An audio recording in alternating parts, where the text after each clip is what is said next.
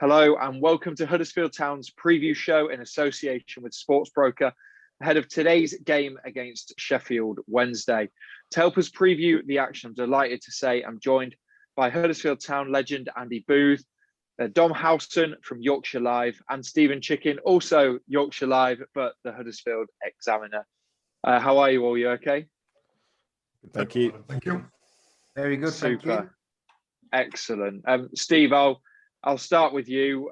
It's a big game all round. Both sides still need points to secure that championship status. There's probably a little bit more emphasis on it for Sheffield Wednesday. Obviously, just 28 points this year.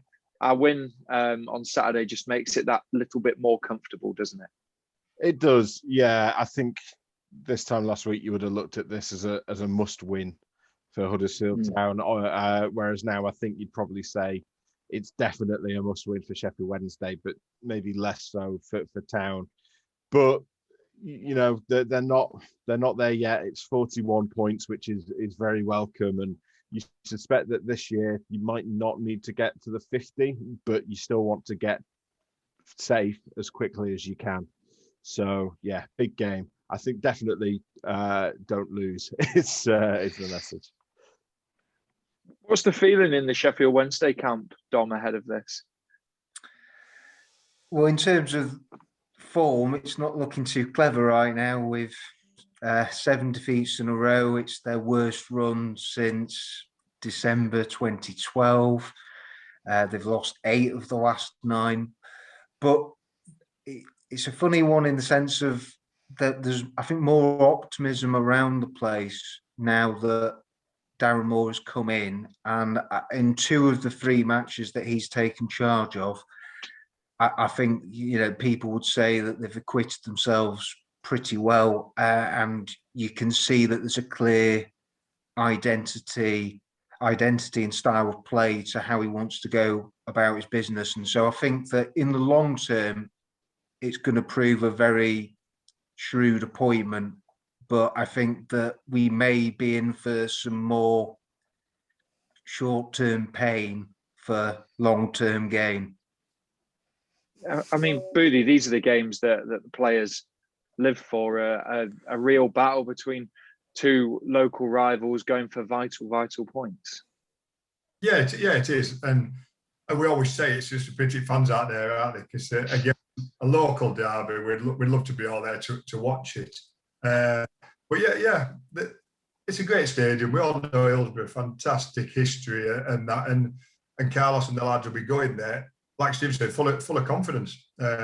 It's important. I still think it's a must not lose game for us as well, just so we can really bury Sheffield and forget. It sounds harsh, but then really concentrate on the 3rd relegation spot and probably looking above us as well for the first time for a good few months. And I'm sure they've made a good signing with Dan Moore, fantastic manager, and he will do well, like Dom said.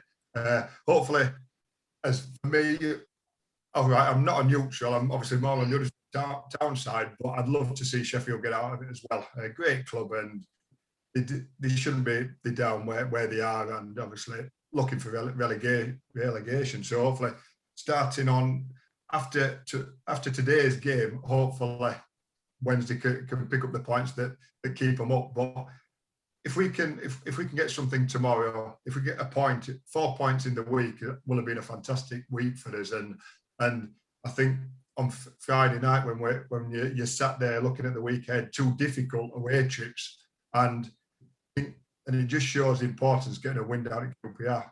A little bit of breathing space, confidence will be higher, and the pressure's off us a little bit. So if we can get a point tomorrow, 4 points in a week, it's been a fantastic week for us. Boothie, I bet you must have had a few battles with Darren Moore in your playing days. Just a few, yeah, just a few. What an honest bloke he is. You knew you were in for a tough game. He gave us as good as he took, but he always took it as well. So he gave me a lot of bruises. I gave him the odd bump on the head as well, and we did have some good battles. But great bloke, fantastic bloke, and as a Sheffield Wednesday fan as well, we couldn't have a better person in the helm, really. In terms of Sheffield Wednesday, Dom, like you said, Darren Moore's in charge now. It's been a difficult year. He's obviously the third permanent manager, a points deduction at the start of the season as well. How hard has that been for the players and the club to kind of to deal with and move on from that? Because there's been a lot of focus off the pitch, managers chopping and changing styles. I think Carlos said in his press conference yesterday they're in a deep block with Gary Monk. Tony Pulis came in for 11 games, changed things, and now Darren Moore's come in and he wants to play a more attacking brand. There's been a real lack of stability, without a shadow of a doubt. The managerial upheaval, the changes that they made, and as you mentioned there, Adam, it's the style that each manager wants to play has been completely different. So Wednesday brought players in for the start of this season with the points deduction, but Gary Monk wanting to play 3-5-2, and then Tony Pulis comes in and he wants to play with a back four, but Wednesday don't have a recognised senior left back on the books, and so that makes it incredibly difficult then. I think to try and put your philosophy across, and then Darren Moore comes in and it's quite clear that he wants to play out from the back and that he wants his team to get the ball down. And I think in the long run, he wants to play 4-2-3-1. That I think is his preferred formation and the system that his Doncaster Rover and West Brom teams played. But I don't think right now he's got the personnel to do it.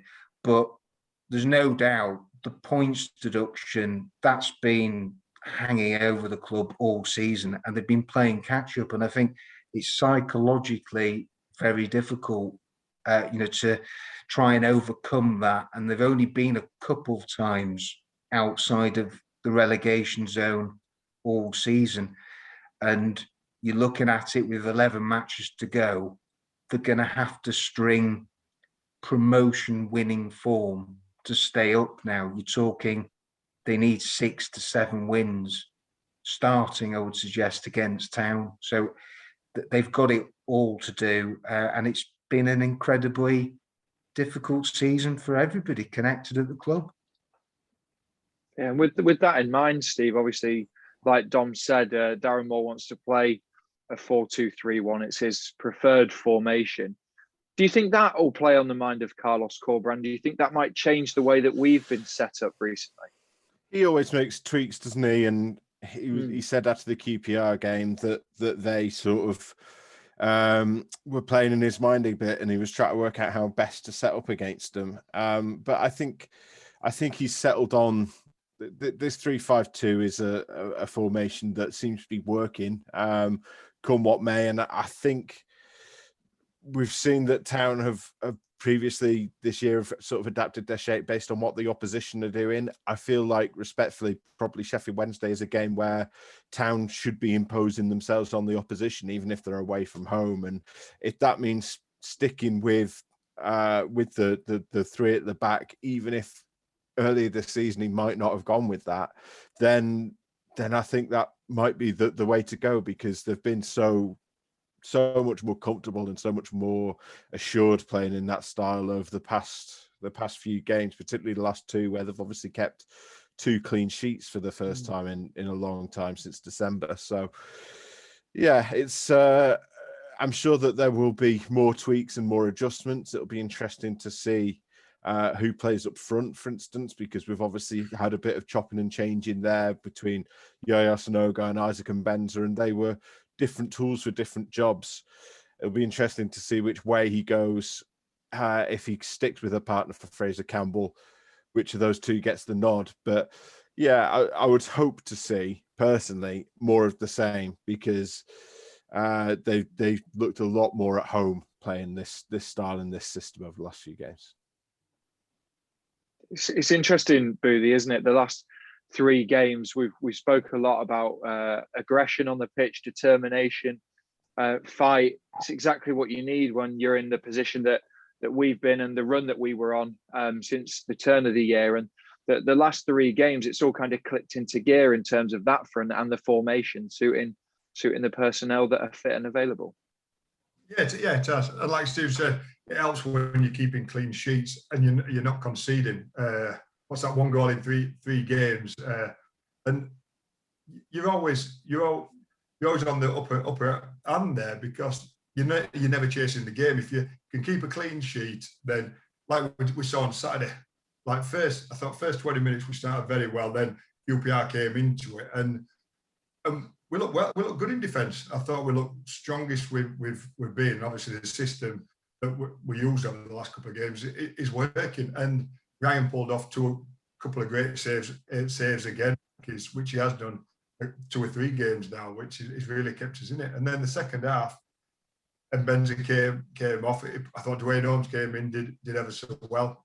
Sanogo came in and got some more minutes under his belt. So yeah, we're doing all right, and it's we've just got to keep going, and whatever system Carlos goes with it.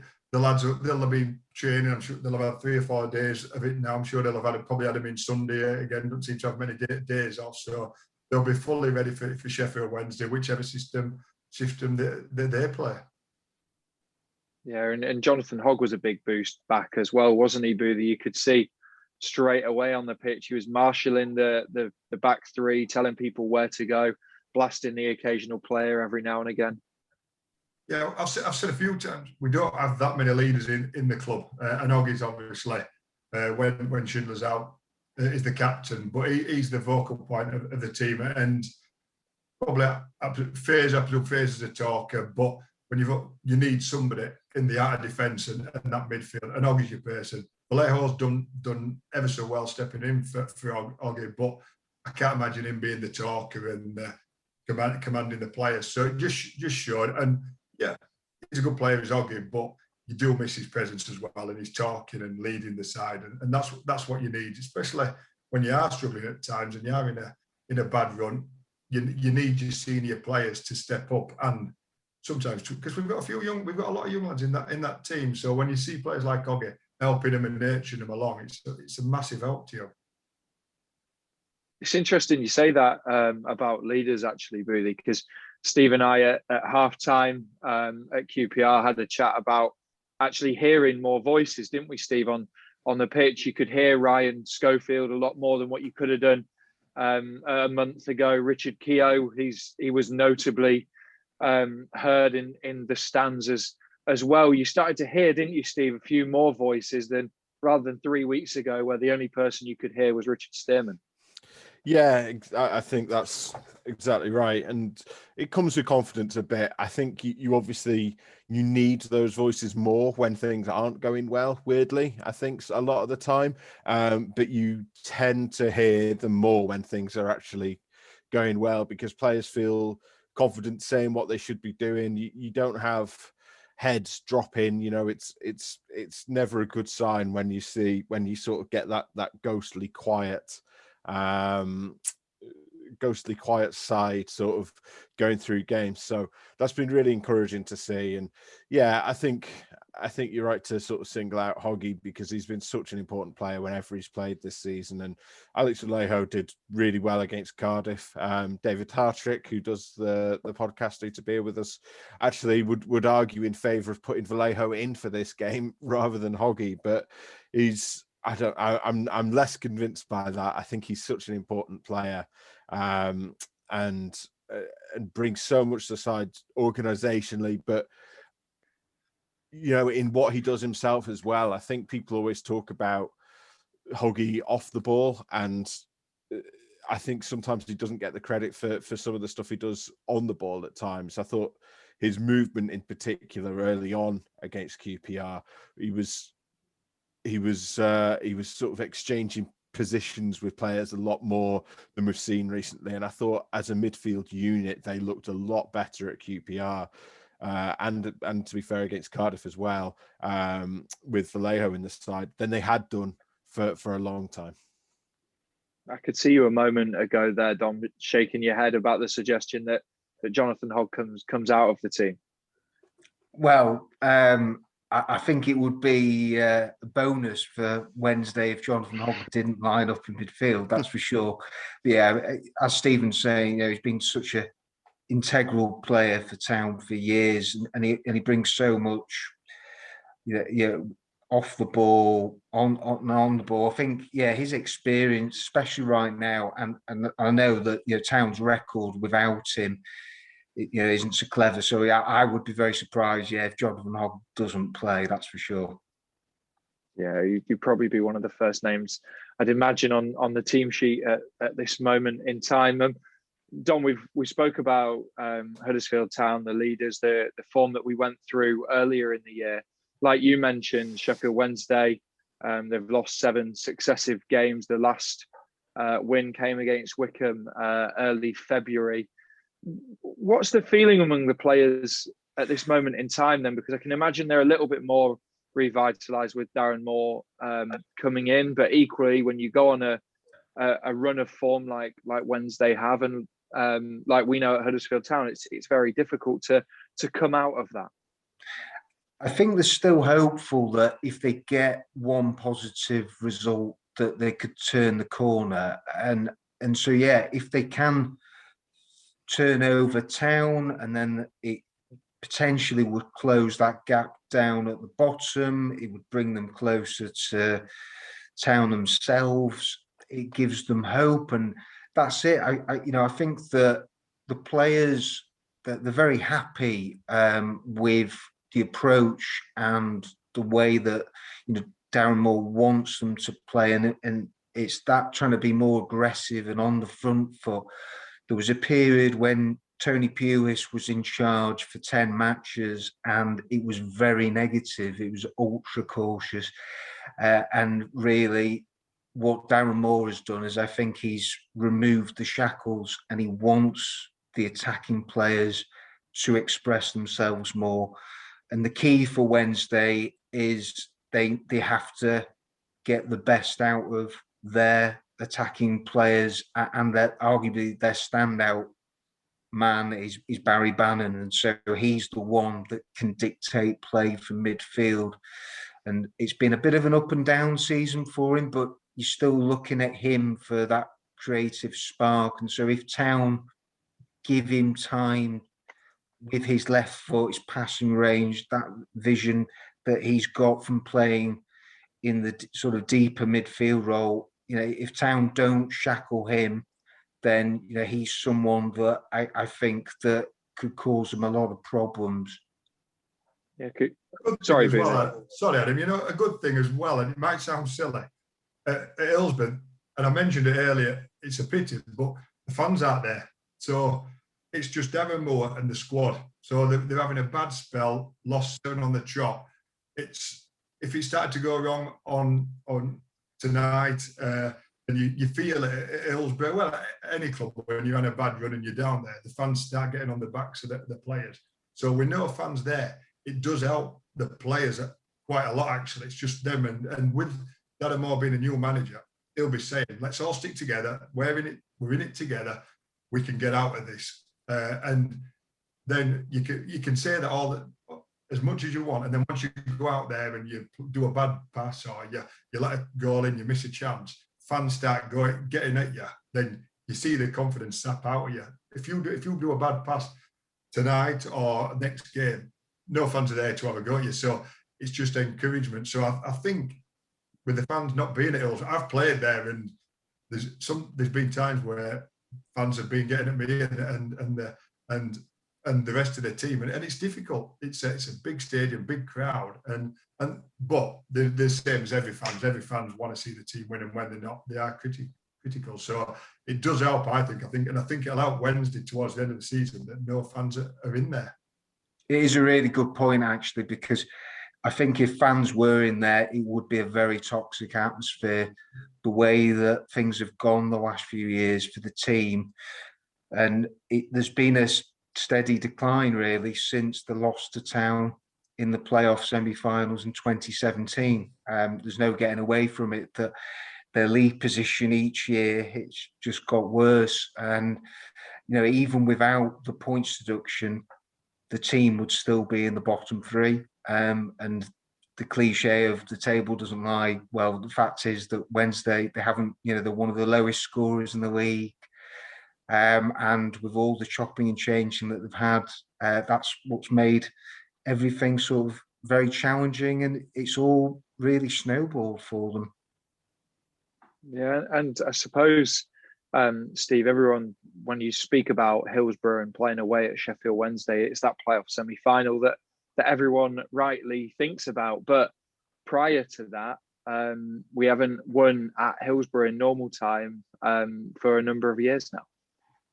Yeah, been a long time, hasn't it? So yeah, I mean, it just shows that you don't necessarily need to win for it to feel like a win, doesn't it? Because they've got that draw, but then obviously it goes to the penalty shootout and off to Wembley you go. But no, I mean, 2013 was the previous time, and they got a win at Hillsborough, a 2-1 win. So obviously, and that was before December. That was the previous win over Sheffield Wednesday for Town. So shows that form's there to be broken. And I think, just to say something to repeat something Hartrick said that I think we can agree with. I think the Town need to go into this treating Wednesday as though they're second bottom of the championship. I don't think you need to worry too much about the local rivalry side of things, particularly with there being no fans in there. It shouldn't play into it too much. And particularly with the results that Town have had recently, there's no reason they shouldn't go in there and play with confidence and treat Wednesday as though they are a struggling team, because that is what they are. But it's so difficult to predict what you're going to get against from Town on any given game. So it's all about maintaining the things they've done over the past few games. Obviously, if they keep another clean sheet, then that's at least a point, and for me, that would be job done. This is the thing, isn't it? And you'll correct me if I'm wrong here, but the last time we won back-to-back games was QPR and then Sheffield Wednesday. Yeah, that's right. Back in December. So yeah, it would be that we're looking at these milestones, and we're looking at when was the last clean sheet, when was the last win, when was the last away win, when was the last away clean sheet, and we've ticked all of those off. And I think back-to-back wins is a nice one to go for. I'd agree with that, but I think the most important sort of thing on the tick list now is safety from relegation, and I don't think it's going to take the 50 points this year. I think they need to aim for that anyway, just in case, because football's a weird game, and you need to get there as soon as you can, really. But I think that win at the weekend, and obviously the way that the other results went, you feel a lot more confident now, I think, as a Town fan than you would have done a week or two ago. You'll have to get your spreadsheet out again just before kick-off, Steve, and see the last time we won back-to-back away games, and see if you can give us some look on that like you did before. Yeah. I jumped out of, I tweeted about it on Friday night. I jumped out of bed because I was like, it suddenly occurred to me, do you know what? The way they've been playing, I think they could easily sneak a 1-0, and I can't remember when the last 1-0 was. So I went look. I mean, it was obviously quick to find out that it was Derby in October, but I started looking at. I bet no other Championship team has had fewer 1-0s than Town this year, and they hadn't. Don't encourage him with his spreadsheets, Adam. We're sick of them. And Boothie, obviously everyone knows that Huddersfield Town is your club and the club that you love, but like you mentioned earlier, you have a slight soft spot for Sheffield Wednesday, over 100 appearances at the club.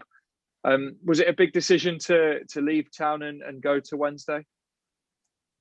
No, it wasn't. No, it was a tough decision, because obviously I'm a Huddersfield lad, local lad. That's the only place I'd played, but a perfect move for me. I couldn't have asked for a better club. Wednesday were very similar to Huddersfield, but just on a bigger scale. But when I went there, obviously, we're going back 25, 20, 26 years now. Huddersfield were a big family club, still is, and Sheffield Wednesday were back then, and they welcomed me so much. The fans were brilliant, and as I said, it was an easy move for me because it was it gave me Premier League football, something what I wanted. That meant I could stay in Huddersfield, live in Huddersfield. It was a 30-minute commute just over the tops. It was a great transfer for Huddersfield. They couldn't turn that down. And I think I've said it. Well, I have said it before that Crystal Palace had come in a few months earlier, and they turned that down because London wouldn't have been the right move for me. But Sheffield Wednesday just ticked all the boxes, and I had 5 fantastic years there. The fans, all the players. I got some great friends that playing with, and there were some big names there. There were some great players there, and the backroom staff, just all the people in the offices. You knew everybody, and you knew everybody by the first name. And I know football's changed, and that doesn't happen. But even what I loved about it, at the training ground, they had a tea hut, so the team made it, and was a Sheffield United fan. So half of the hut was pictures of Sheffield Wednesday players, and the half were Sheffield players. And God knows how she got the job, but she'd been there 20 odd years, and every morning there was a coffee waiting for me and 3 bourbon biscuits waiting for me before I get into training. And that's what kind of club it was. Really good. I've got some great memories. As I said, I had 5 fantastic years there, and it's just a shame you see where they are now, because they're a great club and they've got these steeped in history, and they've had some fantastic players over the years. Can't imagine Carlos cracking out the bourbon biscuits. I sometimes went to custard creams. I've got to admit, if she ran out of bourbon, she did tempt me with the custard creams. But that's how it was back then. But I know, we're talking 25 years ago. Coffee and biscuits, and then straight after training, we'd all be back in there for another coffee and some more bourbons and a chat. And that's where you get your camaraderie. That's where you get your team spirit. We're all in there, and just sometimes you get there early just for the chat with all the players and that. And that's the kind of club it was. And it was so close. The players were together, but so were all the office staff, the behind staff, and I've got to admit, I used to go back the next 3 or 4 years, and slowly it changed, and everybody kept leaving. So unfortunately, I've not been back for quite a while. But the only reason is because everybody who I knew had left. But when you're talking 20 years ago, they bounce. I was going to say, of course, you've remembered a story about coffee. Exactly. That's the only reason I signed. That's why I signed when I found out. I got my coffee made for me and didn't have to make my own. No, I'm there. Where do I sign? There was one story, Boothie, I wanted to quickly chat about. It's when you actually played in goal for Sheffield Wednesday. A 1-1 draw with Liverpool, a team of Michael Owen, John Barnes, Jamie Redknapp. Yep, 1996. That the one and only time I ever went to goal. It was the last game of the season, and Liverpool needed to win to get into Europe. So I think it was top 3 then. So I think they were in 4th position. As long as they won, they were going to get into Europe. And we were winning 1-0. And Kevin Pressman, Prezi had a fantastic season. They were on the verge of getting England called up, and he played every minute. And the last game of the season, he came off at half time with an injury. So Matt Clark came on, and Matt signed at the same time as me from Rotherham. So we signed on the exact same day, and he'd not played 1 minute of football all season. He'd been sat on the bench and just obviously watched Prezi do ever so well. So when Matty comes on, 10 minutes later, ball goes through, he slides out and balls it. He gets sent off. So we're all looking around then thinking who's going in goal, because before, when there were only one goalkeeper and there never used to be a goalkeeper on the bench, you know who were going to go in. But because she always had a reserve goalkeeper on the bench, you never thought. And because I played cricket, Peter Atherton, the captain, got the gloves and said, "Boo, you're a cricketer. You can catch a ball. You get in goal." So I'm there, and I'm the first. Obviously, there's a free kick outside the box because Matty Clark had handballed it. So I've lined my wall up, absolute perfectly. Jamie Redknapp taking the free kick, and I've thought, there's no chance here. And he's curled one into the top corner, and I'm looking, and I thought, well, that's going way over the bar line, and it's nestled into bloody top corner, hasn't it? And I could not believe how big the goals were when I went in goal. I just couldn't believe. When I'm going through 1-on-1 with a goalkeeper, they're tiny. But that ball, I thought it was going straight into Leppin's lane end, and it's nestled in the top corner. So the first touch I got was getting the ball out of the net. So that was 1-1, and then we had about 25 minutes to go. Michael Owen had 2 1-on-1s, and I saved them both. Last minute, they put a ball on. David James came up from goal. They put it in, and I've come out and collected it, and I've tried to shoot from, and I've kicked it banana and just kicked it straight out, but just by our penalty. So my kicking wasn't great, but my handling wasn't bad. But I loved it. I had 30 minutes of something I'd never ever do. I'd never do again, because it is pressure. I'd hate to be. I do now. I did then feel sorry for goalkeepers, because one mistake, it's a goal. And 10 goals when you're stood there are massive. We're going to have to find the highlights, aren't we? I'm sure it was. I'm going to have a look. Brilliant. Dom, just finally, obviously, like we said, a big game for both teams. What do Wednesday have to do in this one to get 3 points? Well, they need to get the noses in front for a start. They've got a horrendous record of not picking up a single point when they've fallen behind. So that's a bit of a given. But I just think that they've got to be positive, and they have got to look to take the game to town. It's as simple as that. It's must-win territory. It's got to the stage now where they're 7 points adrift.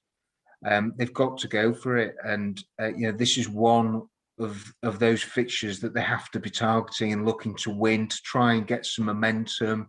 We're coming up to the final international break of the season, and they've got back-to-back Yorkshire derbies coming up with Town and Barnsley. So they've got to, they have to sort of stop the rot. That's what they have to do. And I think that they have got players that I think can hurt Town. I think that Josh Windass has at times this season shown that he's someone at this level that can be very dangerous, and Callum Patterson is not aesthetically pleasing on the eye, but he is capable of scoring goals.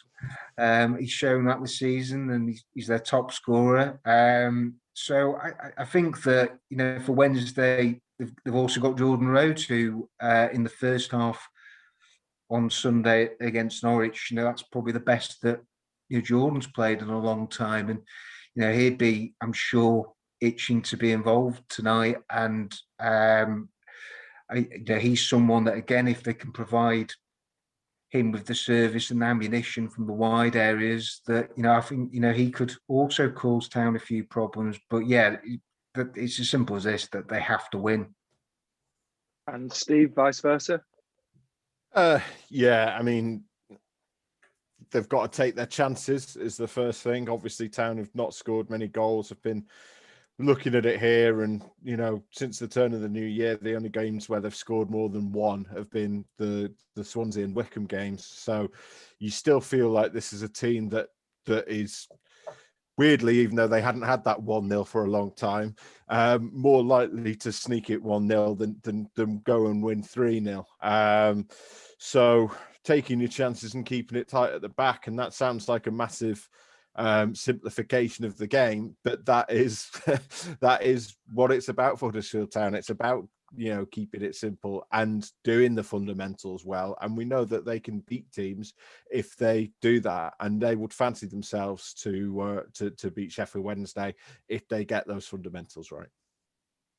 Absolutely. Boothie, Steve, Dom, thank you very much for joining us. Town fans, you can watch the game. If you're a season card holder, you get free access on iFollow HTAFC. The match is also being shown on Sky Sports Red Button. If you're not a season card holder and you don't have Sky Sports, then you can purchase a match pass for £10 on iFollow HTFC. Thank you for watching.